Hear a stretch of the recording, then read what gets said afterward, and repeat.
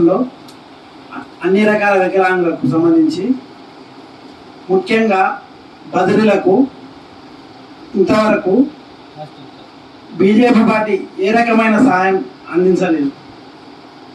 కానీ కాంగ్రెస్ ప్రభుత్వంలో అన్ని రకాల వికలాంగులకు 5% రిజర్వేషన్ ప్రసాదించే చట్టంలో కేవలం 4% బీజేపీ ఇచ్చింది. అందుకే అందరం కలిసి కాంగ్రెస్ని గెలిపించారు. నేను కోరుకున్నది ఏంటంటే మన కేంద్ర ప్రభుత్వం మహిళలకు సగం ఉద్యోగాలు మహిళలకే కేటాయించింది. దాని తరఫున మా వికలాంగుల తరఫున సగం ఇచ్చినందుకు మేము చాలా కృతజ్ఞతలు తెలియజేస్తున్నాము. మళ్ళీ మాకు ఇచ్చిన 6 మేనిఫెస్టోల వల్ల మేము కంపల్సరీ నెరవేర్చాలని చెప్పాడు.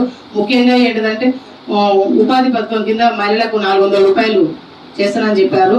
మళ్ళీ ఇంకొక విషయం ఏంటంటే మాకు గత నెల వచ్చే నెలనే మాకు 6000 పెన్షన్ అమల్లో వస్తామని ప్రకటించారు మన రాష్ట్ర ప్రభుత్వము. వీటన్నిటిది మేము అనుసంధానం చేసుకునే మేము కాంగ్రెస్కు ప్రతి ఒక్కరం ఓటేద్దామనే ముందుకు వచ్చినాం.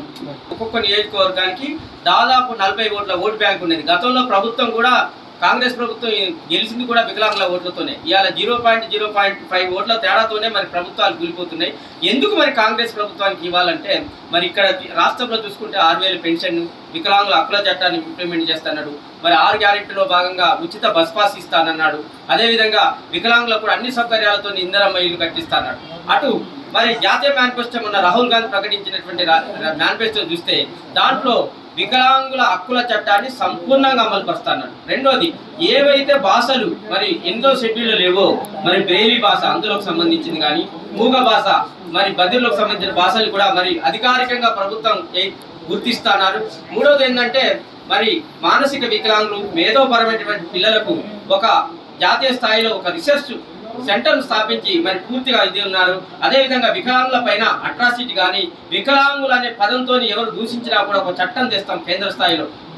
ఆ చట్టం ఉన్నది, దాన్ని పటిష్టంగా అమలు పరుస్తామని మరి పేర్కొన్నారు. అదేవిధంగా వికలాంగులు మెరుగ్గా జీవించేటట్టు వారికి కావాల్సిన అన్ని భద్రతను పెంపొందించడానికి ఒక పూర్తి స్థాయిలో ఒక మరి పథకం తెస్తానని మరి వికలాంగుల మన జాతీయ కాంగ్రెస్ మేనిఫెస్టోలో 8వ పేజీలో పేర్కొన్నారు. మరి అదేవిధంగా బీజేపీ ప్రభుత్వం కనుక చూస్తే బీజేపీ ప్రభుత్వం కేవలం రిక్షాలు ఉపకరణాలు మాత్రమే ఇస్తారని. రెండోది మరి ఇళ్ళని పూర్తి స్థాయిగా పిఎం ప్రధానమంత్రి ఆవాస్ యోజన కింద మరి ఇల్లు కట్టిస్తామని. ఈ 2 తప్ప ఏం లేదు. కేవలం సౌతి తల్లి ప్రేమను మాత్రమే మరి బీజేపీ ప్రభుత్వం చూసింది. మరి గత ప్రభుత్వం టీఆర్ఎస్ కనుక చూస్తే టీఆర్ఎస్ అనేది కేవలం వికలాంగులని ఒక పెన్షన్దారులకు చేసి ఆత్మగౌరవాన్ని నాశనం చేసేది. ఒక బ్యాక్లాగ్ ఉద్యోగాలు నింపలేదు అసలే. తర్వాత అందరికి చదువుకున్న వాళ్ళందరికీ నిరుద్యోగ భృతి అన్నాడు, నిరుద్యోగ భృతి లేదు. వికలాంగులు సకలాంగులు పెళ్లి చేసుకుంటే కుటుంబంలో ఒకరికి ఉద్యోగం ఇస్తామన్నాడు కేసీఆర్ గారు, ఆ ఉద్యోగం ఇవ్వలేదు దాంట్లో. తర్వాత బ్యాక్లాగ్ ఉద్యోగాలు కానీ మిగతా కానీ కేవలం చదువుకున్నవానికి, డిగ్రీ చదివినవానికి, చదవలేని ఒకటే పెన్షన్ ఇచ్చిండు దాని తప్ప. అందుకనే మెరుగ్గా ఇవన్నీ కనుక మేము ఆలోచిస్తుంటే గతంలో కూడా మరి వికలాంగుల సాధికారతకు ప్రణాళికలో చేర్చింది మొట్టమొదటిసారి మరి కాంగ్రెస్ ప్రభుత్వం. మీ అందరికీ తెలుసు, రాజీవ్ గాంధీ ఫౌండేషన్ అని పెట్టి దాని ద్వారా మరి వికలాంగుల చట్టం 1990 కావచ్చు, మరి ఇప్పుడు 2016 వికలాంగుల చట్టాన్ని కూడా రూపకల్పన చేసింది అప్పటి కాంగ్రెసే. 5% ఉన్న రిజర్వేషన్ మోడీ ప్రభుత్వం వచ్చినాక 4% చేసి మరి ఇప్పుడున్నటువంటి మానసిక వికలాంగుల సంస్థ మనో వికాస్ నగర్ లాంటి 9 సంస్థలు ఉండే వికలాంగుల సంక్షేమం కోసం, సాధికారత కోసం, అభివృద్ధి కోసం పాటుపడే కేంద్రంలో 9 సంవత్సరాలు మోడీ ప్రభుత్వం వచ్చినాక దాన్ని 4 సంస్థలుగా కుదించింది.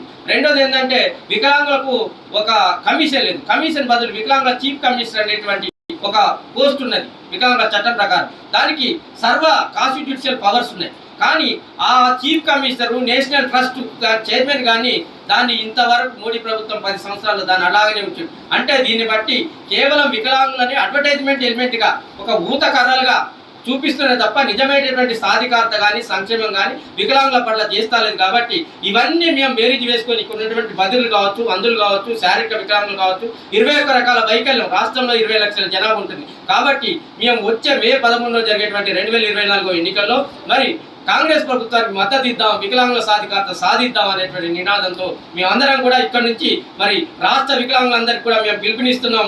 కాంగ్రెస్ ప్రభుత్వాన్ని బలపరిచి ఆ అభ్యర్థులకు మే 11 తారీఖు ఓటే వేయాల్సిందిగా కోరుచు కానీ మేము ఇక్కడ విజ్ఞప్తి చేస్తున్నాం.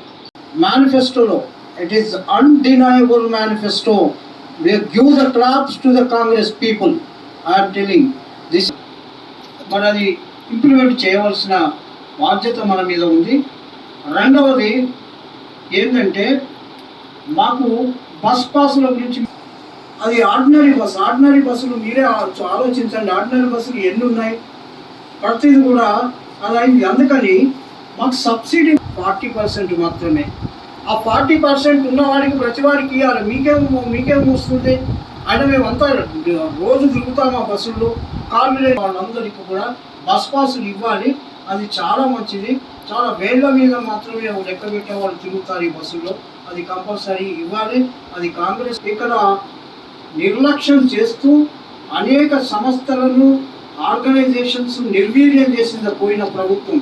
అదే ముఖ్యంగా కార్పొరేషన్